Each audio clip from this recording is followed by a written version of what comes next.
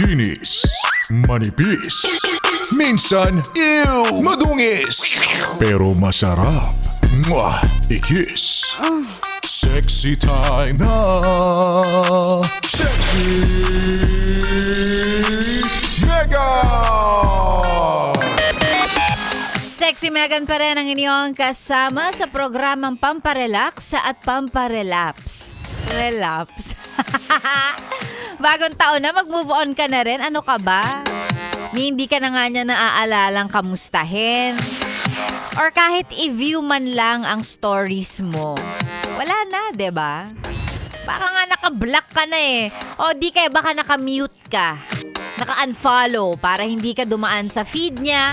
Hindi niya makita yung stories at mga my day mo, ganyan. 'Di ba? Hindi ka na nag-exist para sa kanya. So ngayong taon na to, move on na tayo. Talaga naman. O mag-e-emote pa yan. Palibasa, palapit na ang Valentine's Day. Mag-e-emote na naman. Sasabihin, masaya sana yung Valentine's ko kung kami pa eh. Sure ka ba? Sure ka bang masaya kung kasama mo siya? Eh minsan nga sa tunay na buhay, minsan mas masaya pa pagka mag-isa ka. Totoo lang. Diba? Hindi ka nasi-stress. Hindi ka diba alam mo yun? Hindi ka na nababagabag. Mas nakakatulog ka. Kasi wala kang iniisip. Ito! Drama? Yan. Araw-araw sigurong i-advocate. I-remind ni Sexy Mega na ang Valentine's ay hindi lang naman laging pag-ibig para sa kapwa. Pwede rin yung pag-ibig para sa pamilya, pag-ibig para sa sarili, most importantly. Kung walang magbibigay ng flowers sa'yo sa Valentine's, mag-order ka. Ipadala mo sa opisina na para bang pinadala ng kung sino mang hindi mo kilala. Para eksena lang, gulatin mo sila, oh. May dumating na bulaklak, di nila alam, ikaw lang din naman na nag-order nun. Diba? Ito eh. Ay. Ayan. Again, ang Valentine's na dun sa mga nag-iisip, no?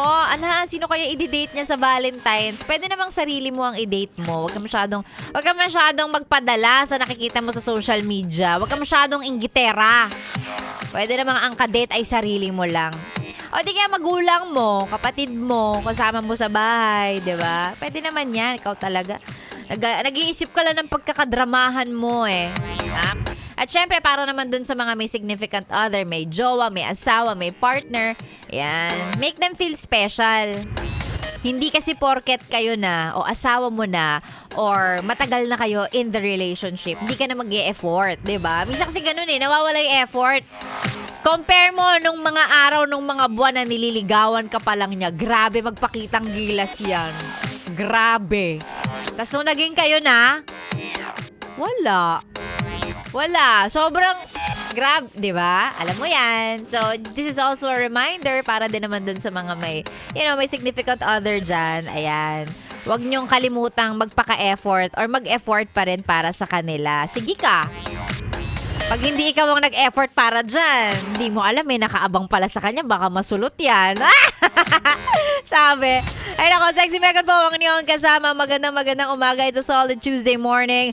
Para sa ating lahat, mag-hello muna tayo sa mga yes friend nating laging nakatutok. Magandang umaga. Kaya May Buwela, good morning, Sexy Megan. Kay Janeline Lagradante, merienda muna kayo, Dudong at Leo, habang nakikinig daw ng Yes FM. Yung mga masisipag na konduktor, ayan, ang lakas daw ng radyo, naka Yes FM yung mga yan. Ganon din kay Terence, ayan, sabi niya, hi Sexy Megan, pa shout out, pati kay Denyo Nanas from San Pedro, Laguna, nasa biyahe ang radyo sa sasakyan, naka Yes FM. Magandang umaga po sa inyo. Ang mga pa-shoutout ay patuloy lang na isend sa ating Facebook page, DJ Megan Yes FM. Ako po ang inyong kasama dito lang sa 101.1 Yes FM. Solid!